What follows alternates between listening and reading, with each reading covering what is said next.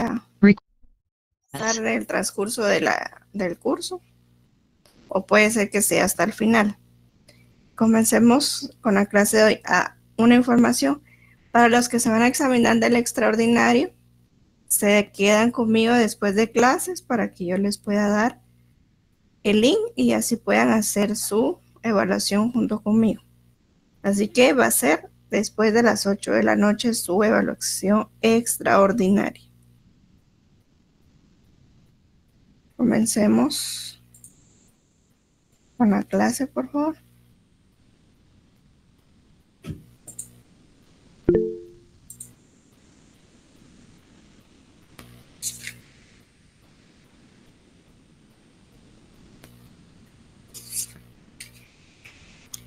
Vamos a ver ahora lo que es el organismo legislativo. Este fue uno de los organismos que nos faltó ver en el segundo parcial. Entonces lo vamos a ver el día de hoy. Primero miremos, ¿verdad?, qué es la función legislativa. Ya sabemos que esta función legislativa le va a competir al Congreso de la República. Esta función legislativa va a estar regulada en el capítulo segundo de la parte orgánica de la Constitución. Es lo que le corresponde al organismo legislativo. En su sección primera nos habla del Congreso y su potestad legislativa. Pero miremos que esta potestad legislativa también la podemos encontrar como la función legislativa.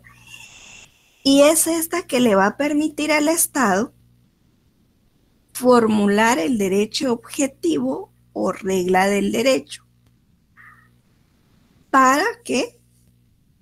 Para hacer la ley, que esta a su vez se va a imponer a todos los gobernantes y gobernados por igual.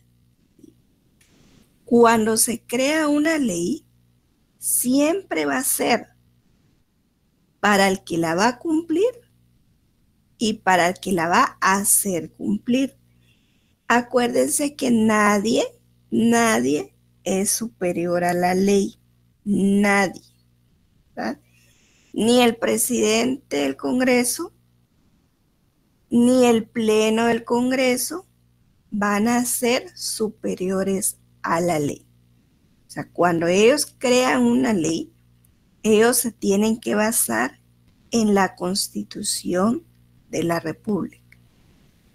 Si al momento de crearse una ley está fuera del contexto, fuera del marco legal constitucional, inmediatamente va a ser inconstitucional. Entonces, esta función legislativa es la que le compete exclusivamente al Congreso de la República, que éste tiene la facultad exclusiva para crear, modificar, interpretar o derogar la ley. Los proyectos de ley son dictaminados por las comisiones ordinarias. El Congreso de la República también se divide en comisiones.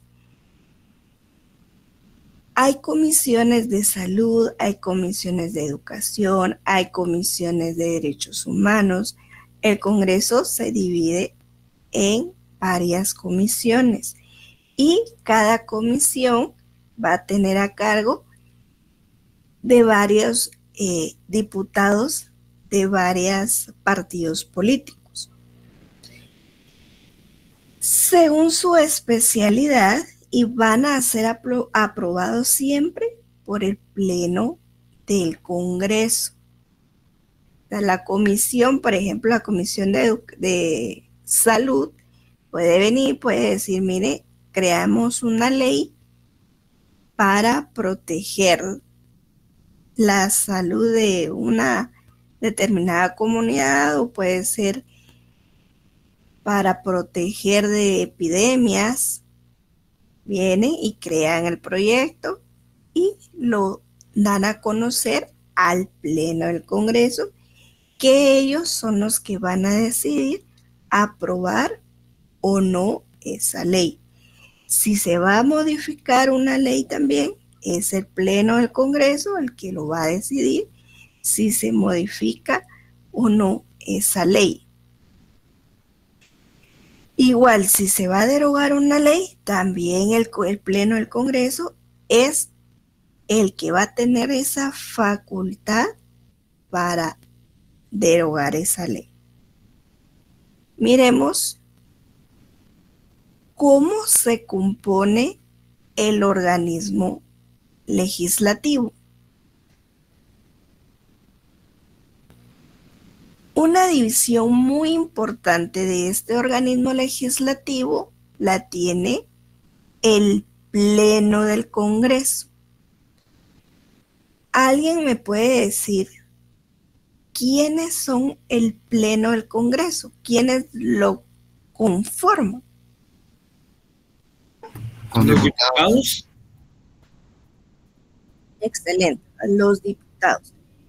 En conjunto, ¿verdad? No solo de un partido político, sino son de todos los que hayan logrado ingresar al Congreso. Después vamos a encontrar la Junta Directiva del Congreso. Otro importante es la presidencia, en este caso, del organismo legislativo o del Congreso.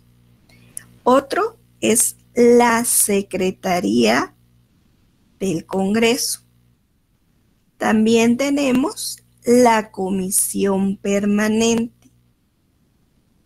El siguiente, la Comisión de Derechos Humanos. Y por último tenemos las comisiones extraordinarias específicas y bloques legislativos. Así es como se compone el organismo legislativo, es decir, el Congreso.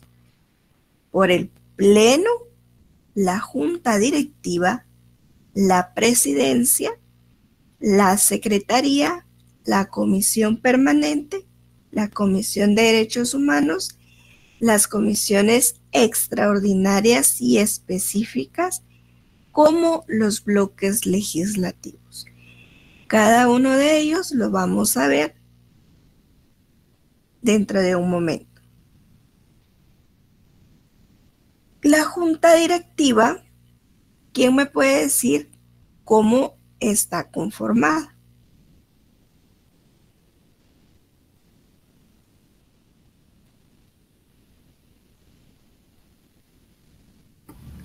Presidente del Congreso, los vocales. Bueno, que lo diga la compañera. Gracias, sí. Así como lo estaban diciendo sus compañeros, ¿verdad? Está el presidente, el vicepresidente de la Junta, los vocales y la secretaria o el secretario que lo haga a su vez, ¿verdad? La presidencia, pues obviamente es el presidente que ha sido elegido por el Pleno del Congreso, la secretaría, las comisiones permanentes, la Comisión de Derechos Humanos, que es todo lo que tenga que ver con específicamente con los derechos humanos. Ellos tienen en sus manos el elegir, ¿verdad?, entre la nómina de candidatos para el procurador de los derechos humanos. Es decir, ante esa comisión presentan todos los expedientes, los candidatos que quieren ser el procurador de los derechos humanos. Entonces ellos van a elegir entre una nómina de 5 candidatos que le ponen al Pleno del Congreso y ya dentro del Pleno del Congreso el que decide quién es el Procurador de los Derechos Humanos. Pero esta comisión específica es la que revisa cada expediente, es el que entrevista a esos candidatos que quieren llegar a ser procuradores de los derechos humanos. Y las comisiones extraordinarias específicas y bloques legislativos, pues es lo que estábamos diciendo. Cada quien, ciertos diputados conforman estas comisiones que el Pleno del Congreso decide, ¿verdad? Quiénes van a conformar cada comisión extraordinaria, cada comisión específica y bloques legislativos. Miremos a continuación qué es esa potestad legislativa. Y es lo que les dije, ¿verdad? Que le corresponde con exclusividad al Congreso de la República. Ellos son los que tienen esa facultad, son los que tienen esta potestad, así como lo establece el artículo 157 de nuestra Constitución Política de la República de Guatemala. Dentro de esta ley suprema encontramos que el organismo legislativo está regulado del artículo 157 al 181 de nuestra Constitución. Dentro de estos artículos vamos a encontrar todo lo que se refiere al Congreso de la República. Ahí también vamos a encontrar cómo se crea una ley. ¿Cuáles son las facultades que tiene el Congreso de la República?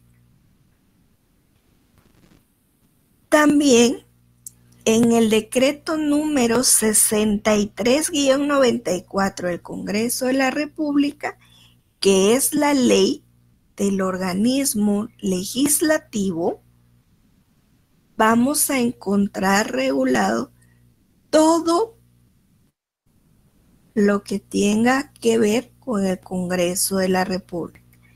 Vamos a encontrar toda su integración, por ejemplo, esa la tenemos regulada en el artículo 6 de este decreto, número 63-94.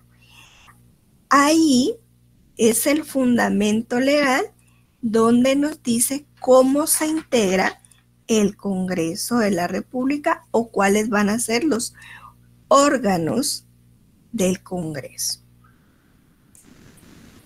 Y es lo que miramos acá, esa integración, ¿verdad? ¿Cómo se va a integrar este Congreso de la República? Ahorita es un tema importante por la trascendencia que tiene nuestro país en junio, a finales de junio, que es cuando nosotros vamos a elegir a los diputados que van a tener en sus manos durante 4 años el crear leyes, pero leyes que se apeguen a nuestra realidad.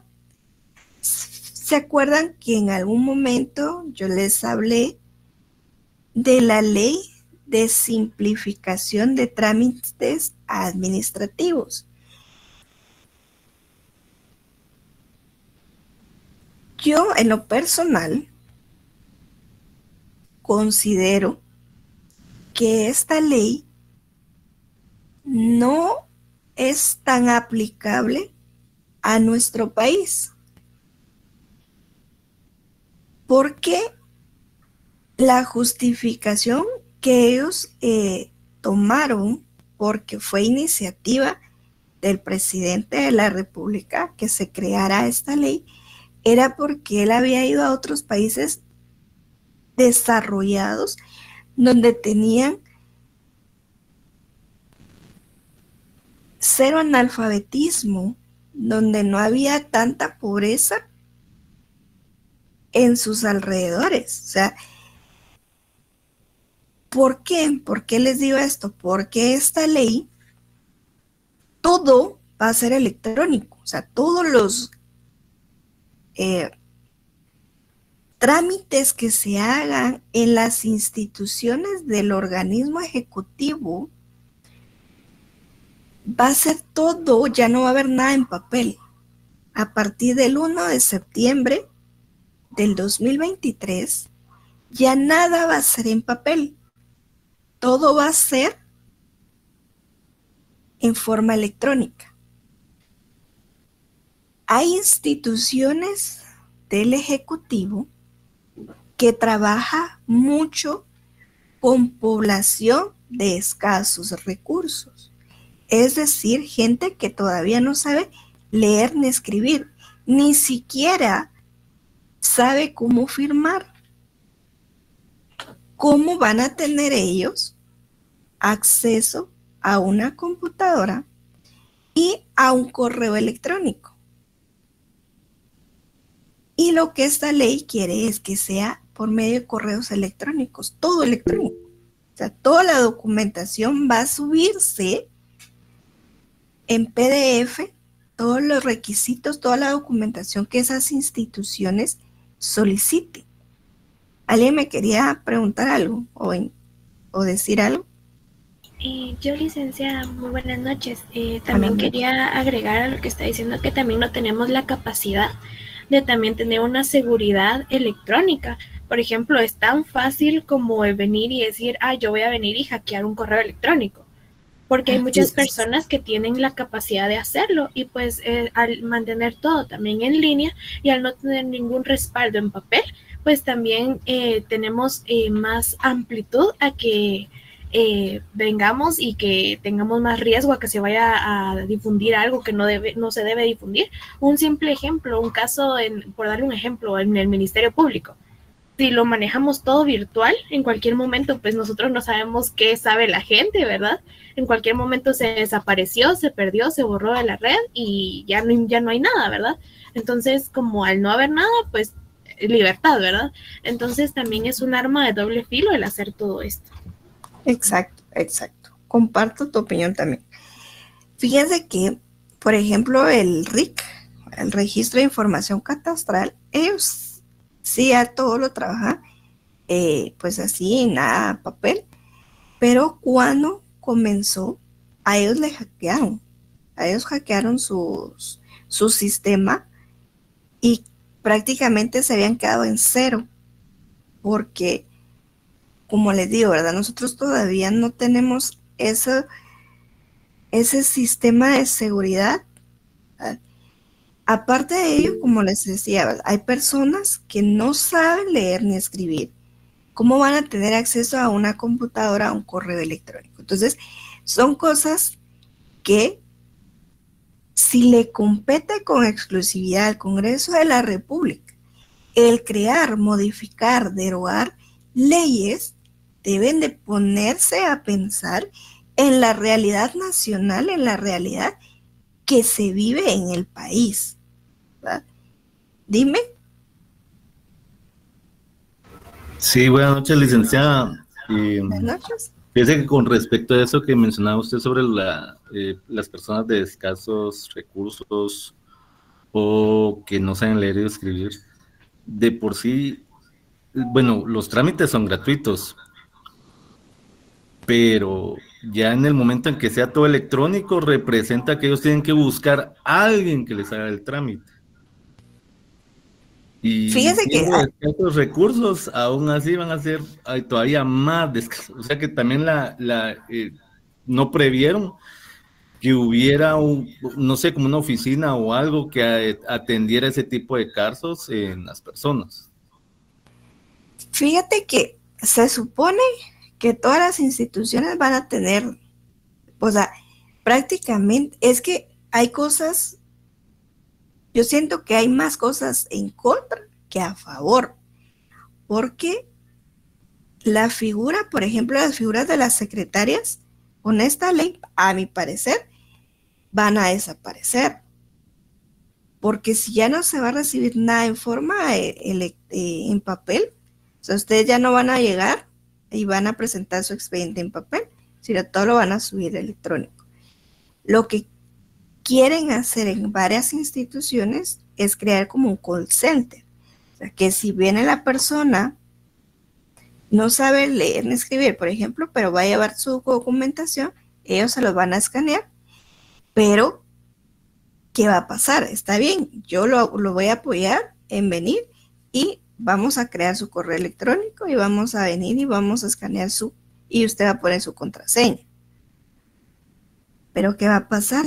Esta persona en el momento se lo van a hacer, pero para que ella reciba notificaciones, para que ella esté viendo cómo va su proceso, va a tener que pagar un abogado para que el abogado pues lleve el trámite. Si en algún momento la persona ya no puede pagarle al abogado, ¿qué va a pasar? El abogado ya no le va a dar información. El abogado ya ni siquiera va a seguir con el trámite, porque si no le paga, ¿qué va a pasar?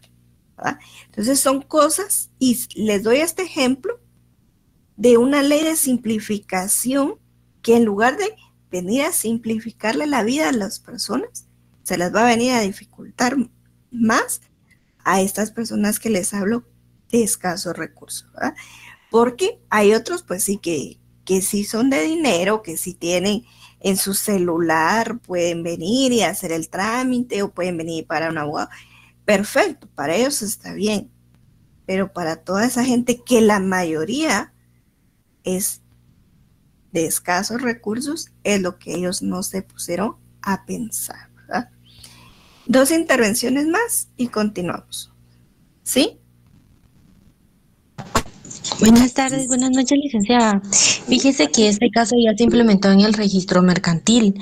Ahí todos los expedientes ya los están haciendo por medio de archivos en la nube, pero ellos no usaron un mecanismo de probar antes de lanzarlo al público prácticamente, y ahora es un problema gigante, que antes los expedientes, ejemplo, actas de nombramiento, en 3-5 días estaban listos, ahora está para mes y medio, pero el problema es en que se les pierde en la nube, porque no aparece en la nube, porque no les carga en la nube, y esa es la excusa, y muchos de los licenciados de jurídico se defienden con el hecho de decir es que no probaron el mecanismo antes y ahora todos nos estamos perjudicando, porque lamentablemente no es solo para los que tienen analfabetismo, sino que los licenciados que están ahí ya son grandes y no todos dominan la tecnología como las nuevas generaciones. Entonces no les va a perjudicar en sí solo a las personas de escasos recursos, sino que a todos en general, porque al momento en ellos atrasarse,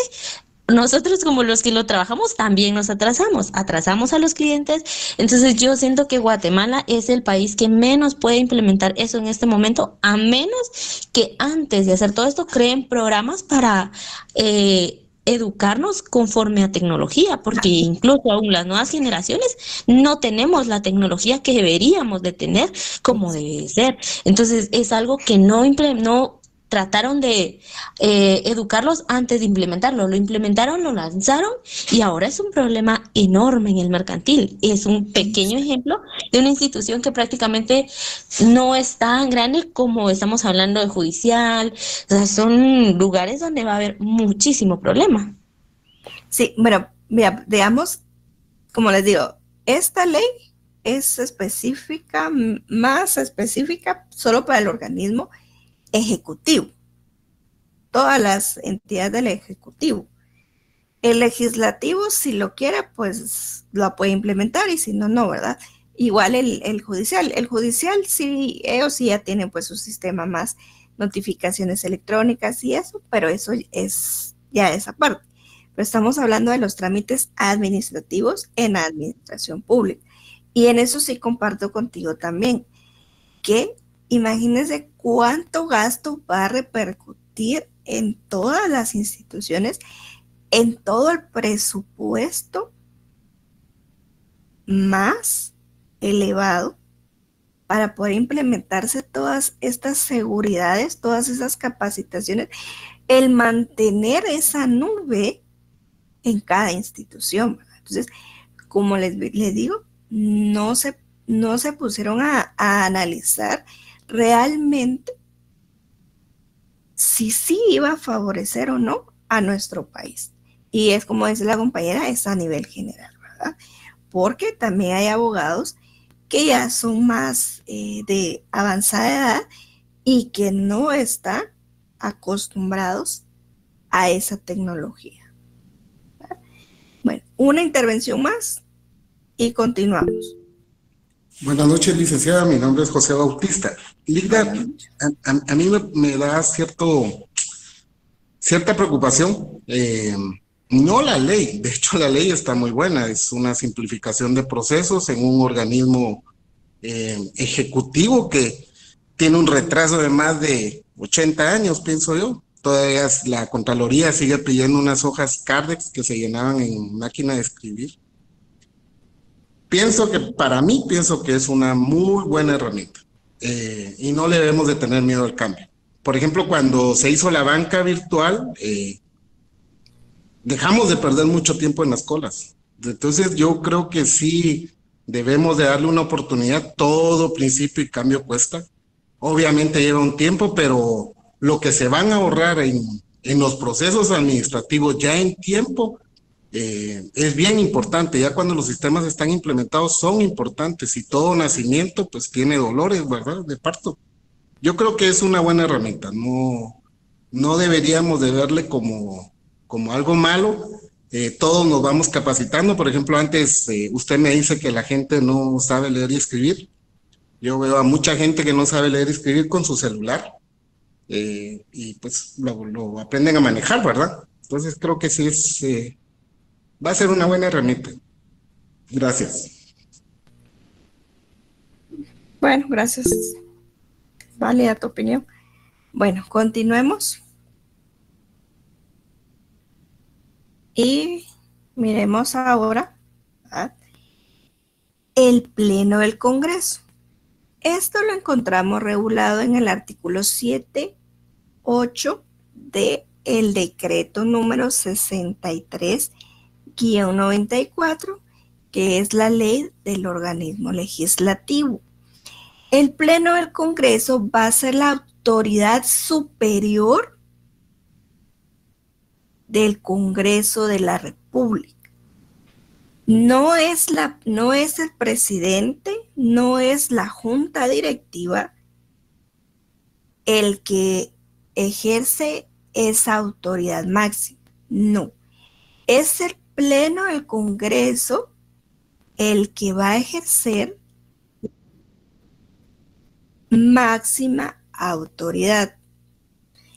Este artículo 7 de este decreto nos establece que el Pleno del Congreso de la República, como órgano máximo, constituye la autoridad superior y se integra por los diputados reunidos en número suficiente de acuerdo a lo que establezca esta ley. Si ustedes se dan cuenta, todos los partidos políticos tienen diputados que quieren llegar a formar parte del Congreso de la República. Y mientras más apoyo tiene el partido, más oportunidades tienen de que ingresen más y más diputados. Por ejemplo, que llegara el partido X, ¿verdad? Ese que lleva la ventaja al partido O, ¿verdad? Partido político. Si el partido X, por ejemplo, pasa a segunda vuelta,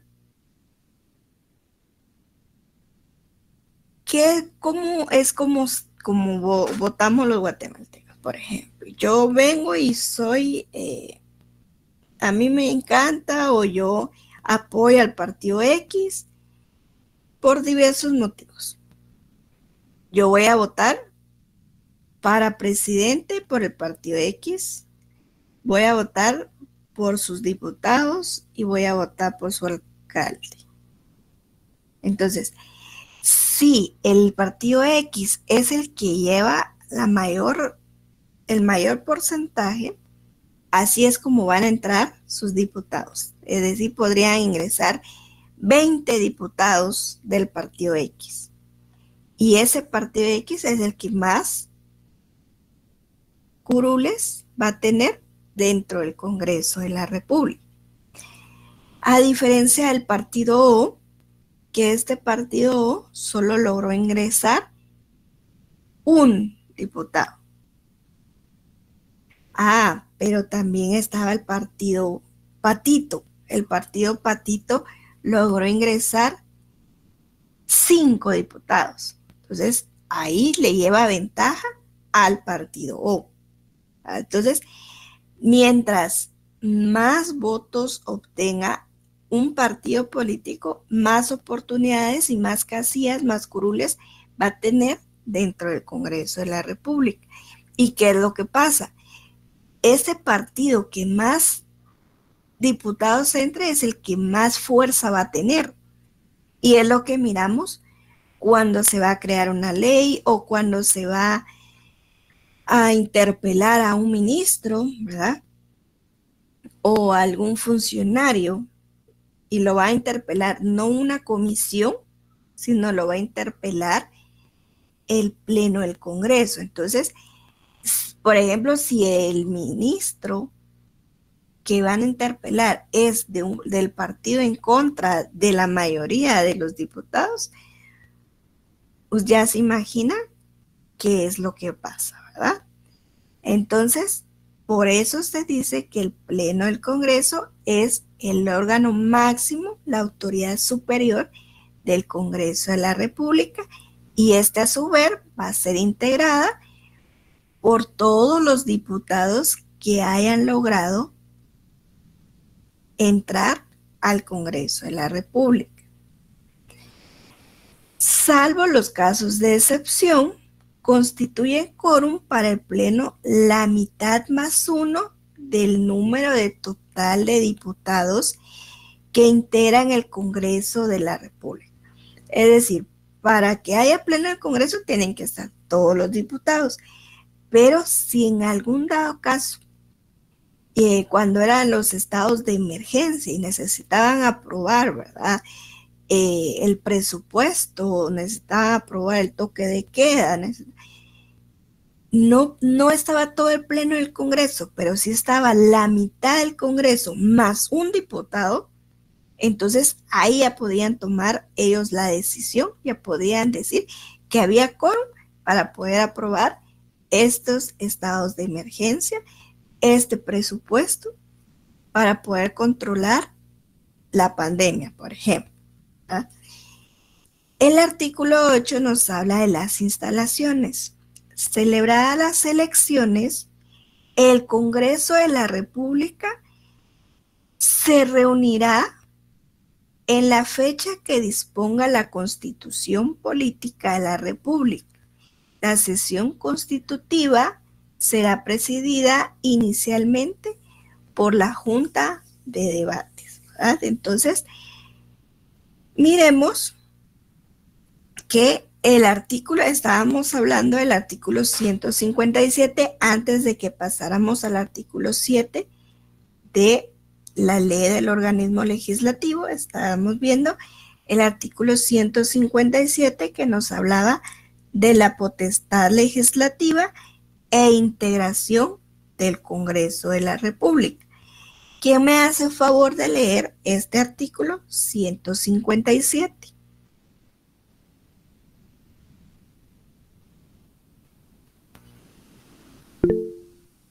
Gracias.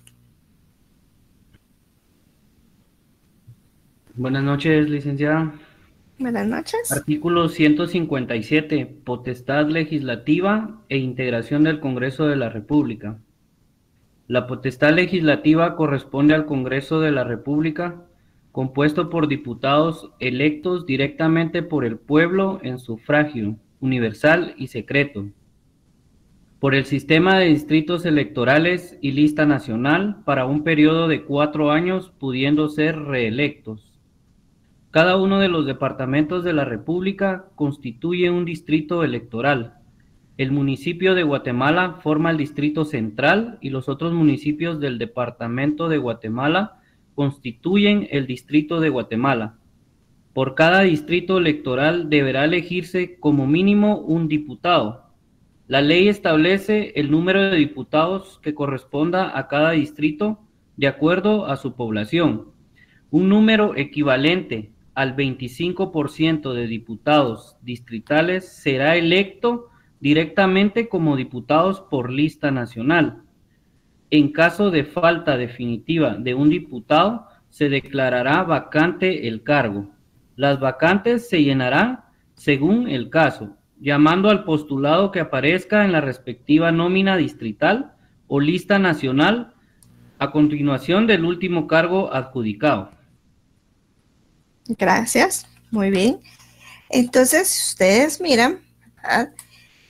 La Constitución nos establece cómo va a dividirse el Pleno del Congreso, cómo va a estar distribuido esos diputados dentro del Congreso de la República. Primero nos dice que esos diputados nosotros como pueblo los vamos a elegir. ¿Cómo? ¿O a través de qué? Del sufragio universal y secreto. Van a estar a cargo durante 4 años. Y estos sí van a poder ser reelegidos o reelectos. Después nos habla y nos dice, cada uno de los departamentos de la República constituyen un distrito electoral. Entonces, pregunto, ¿cuántos distritos tiene el Congreso entonces?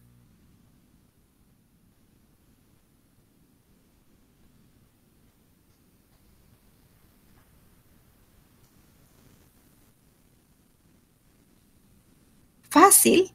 ¿Cuántos departamentos tiene Guatemala? 22. Entonces, 22, Ligra. ¿cuántos distritos electorales tiene? Como 22. 22. Como mínimo tienen que tener 22 diputados. Como mínimo. ¿Sí? Porque la Constitución nos está diciendo, cada uno de los departamentos de la República constituye un distrito electoral. También nos dice, el municipio de Guatemala forma el distrito central. O sea, nosotros, los que vivimos acá en el municipio de Guatemala, ¿sí?, formamos el distrito central. Y los otros municipios del departamento de Guatemala constituyen un distrito de Guatemala. Es decir, la capital, o sea, la mera capital de nuestro departamento va a formar el distrito central. Y los demás municipios, por ejemplo, Mixco, Palencia, Santa Catarina Pinula, San José Pinula, van a constituir otro distrito. O sea, cada uno de esos municipios van a ser un distrito de Guatemala. Por cada distrito electoral deberá elegirse como mínimo un diputado. Si ya teníamos 22 fijo, porque era un diputado por cada departamento, ya llevamos 22. El municipio de Guatemala, dice, es el distrito central. Y como mínimo va a tener uno por cada otro de esos municipios del departamento de Guatemala. ¿Cuántos municipios tiene Guatemala?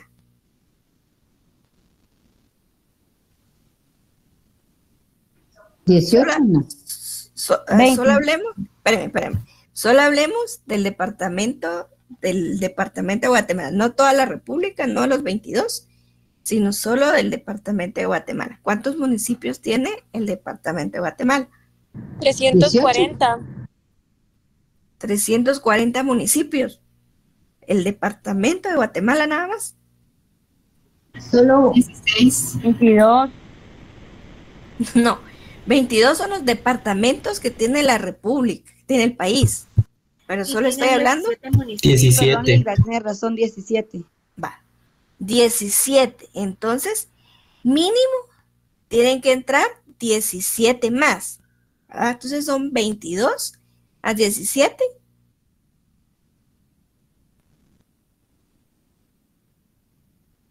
$39 más o menos. 29.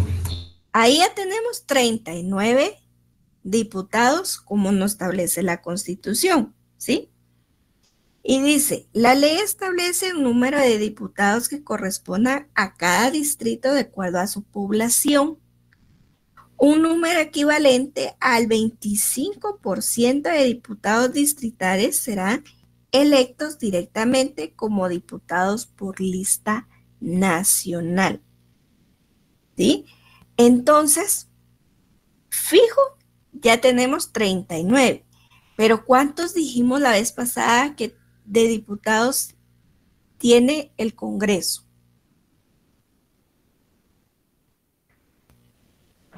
160, ¿no? 160. 160. Entonces, a 160 quitémosles los 39.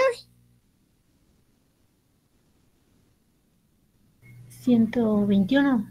121. Sí, 121. Entonces, gracias. Esos 121 se van a dividir por la cantidad, digamos, por la cantidad de diputados que logren ingresar, como les estaba explicando antes, los partidos políticos, ¿verdad? Que más simpaticen con la población, que más apoyo tengan de la población. Entonces, miremos acá. Así es como está ahorita el Congreso de la República, como lo tenemos actualmente. Si se dan cuenta, quien más mayoría de diputados logró ingresar, de curules que logró ingresar, ¿quién fue? La UNE. La UNE. Entonces, la que mayor fuerza tenía o tiene hasta el momento es la UNE, que es la opositora, por ejemplo, del gobierno que está actualmente, ¿verdad? Del presidente, ¿verdad? Que es Vamos. Entonces, la UNE logró ingresar 52 diputados, ¿sí? El partido Vamos, eso estoy hablando de los que ingresaron hace 4 años, los que están actualmente. Vamos logró ingresar 17 diputados, que son estos, ¿ven? Los azules.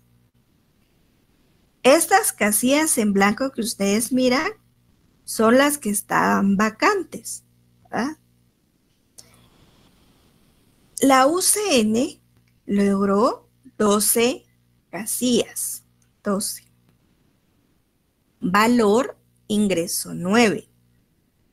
Bien ingresó 8. FCN Nación ingresó 8 también. Semilla, si no estoy mal acá, es Semilla, logró ingresar 7. Todos ingresó 7, que son estos. Viva también ingresó 7. Creo ingresaron 6. Humanista 6. WINAC 4. Prosperidad Ciudadana 3. Unionistas 3. Maíz 3, el PAN 3, no, perdón, 2, Victoria 2, MLP 1, de la manita Podemos 1 y los independientes 2. Entonces, así es como se crea un pleno del Congreso. Miren, con todos los diputados que logran ingresar. Y si ustedes se dan cuenta, la mayoría de los diputados, la gente ni los conoce. ¿Ah? Los más famosos por ejemplo, de UNE sería Mario Taracena, que es el que más se ha conocido, ¿verdad? Entre otros, ¿verdad? Que aquí los menciona. Igual todos los diputados que ingresaron acá, ¿verdad? Los que lograron por lo menos ingresar un diputado, es porque no obtuvieron la mayoría del respaldo de la población, pero por lo menos lograron que ingresara el que llevaba la casilla número 1. ¿Por qué? Porque, digamos, la UNE que logró ingresar 52. Imagínense cuántos diputados tenía él en la lista. Y lograban ingresar 52. ¿Va? Entonces, por eso es que la mayoría busca que lo pongan en las primeras casillas, en las primeras 5 casillas, porque por lo menos aquí que lograron ingresar, ¿quién logró ingresar 5? Nadie. Pero por ejemplo, Humanista y Creo que lograron ingresar 6. Los primeros 6 que iban en la lista lograron ingresar. Ya después de la casilla 7 para abajo, ya no lograron ingresar para formar parte del Congreso de la República. Pero entonces, así es como se conforma el Congreso. Mientras más apoyo tenga un partido político, más oportunidades va a tener que sus candidatos a diputados logren ingresar. Por eso, como les digo, es importante que lean quiénes son los diputados que van por cada partido político, que miren y analicen, ¿verdad? Pues a quién le van a dar ustedes su voto, quién quiere que llegue al Congreso de la República para realmente crear, modificar leyes que sean para beneficio de todos los habitantes de la República de Guatemala y no solo a diversos sectores, ¿verdad? Que favorezca la ley a diversos sectores nada más. Entonces, así es como se divide el pleno del Congreso. Miren, y es así como está ahorita. El otro año, pues, estos colores pues van a variar, ¿verdad? Porque Podemos ya no está. El PAN, no sé si todavía está, ¿verdad? Pero hay algunos partidos que creo que ya no están en la contienda. Pero sí hay nuevos partidos políticos que van a ver ustedes, que van a poder por lo menos lograr que entre un diputado por esos nuevos partidos. Y van a ver entonces que estos colores pues van a cambiar. Puede ser que la UNE ya no logre ingresar 52, sino solo logre ingresar 10, o puede ser que logre ingresar casi todo el Congreso, ¿verdad? No se sabe, o puede ser que el partido X logre ingresar la mayoría de partidos, ¿verdad? Entonces no se sabe cómo va a estar el próximo año estos colores, cómo van a variar. Pero más o menos así es como está el Congreso actualmente. Muy bien. ¿Alguien me va a preguntar? Sí, licenciada, yo creo que en este momento Ajá. es bueno decir de que los partidos políticos que no obtengan ningún puesto en el Congreso, ni siquiera un diputado, desaparecen los partidos. Así es. Ajá. Y que la evolución según la ley electoral de partidos políticos, es por cada voto en la presidencial, en las elecciones presidenciales, es de 7 quetzales. Y por las elecciones legislativas y municipales es de 2 quetzales por cada voto que les reembolsan. ¿Cómo así? ¿Me puedes explicar eso? Sí, que por cada voto que ellos obtengan, ellos reciben un reembolso de parte del partido político. ¿Perdón? El partido político recibe. El partido político recibe, sí. Muy interesante. Gracias por tu aporte. Gracias. Ligda, tengo una pregunta. Licenciada, buenas noches también. Permíteme un momentito. Entonces, solo permíteme. Bueno, creo que está claro para todos. Ajá. El objetivo existe en la parte administrativa, pero el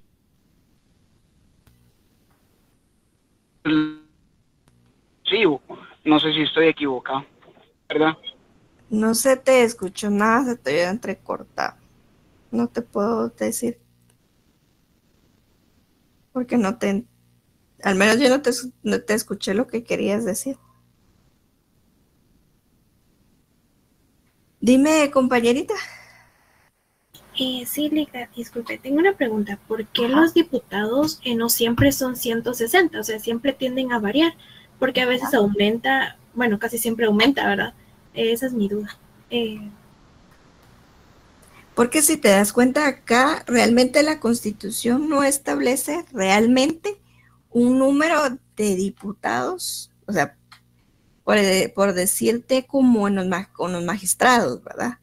De la Corte Suprema de Justicia. ¿Cuántos magistrados son? Que eran 13, ¿verdad? Entonces, digamos, la Constitución no establece realmente el número de diputados que tiene que tener el Congreso de la República. Por eso es que varía. Gracias, Ligda. Es que sí, se me hace interesante porque cada vez, pues, son más. Entonces, pues, en la Constitución está que mínimo, usted nos indicaba que, pues, eran 39. Ajá. Pero no hay un tope, entonces cada vez son más. Y sí, suponiendo que cuando se hizo la Constitución solo fueron 39, ¿a qué punto tuvimos que llegar para que sean 160? Entonces, también por los partidos políticos que participen, por ejemplo. Gracias, Ligda.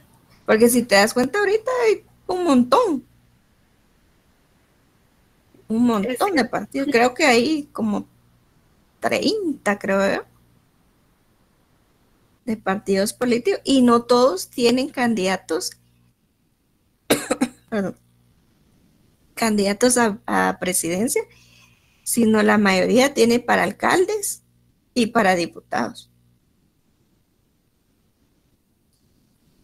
Gracias, Ligda. Voy a poner también a investigar también un poquito porque sí me interesó eso. Ajá, gracias. Exacto. Bueno, muy bien. Bueno, entonces por la hora la vamos a dejar aquí. Yo tengo que examinar a sus compañeros. Ahorita les voy a poner el enlace de la asistencia para que la llenen. Muy bien, Ligda, gracias.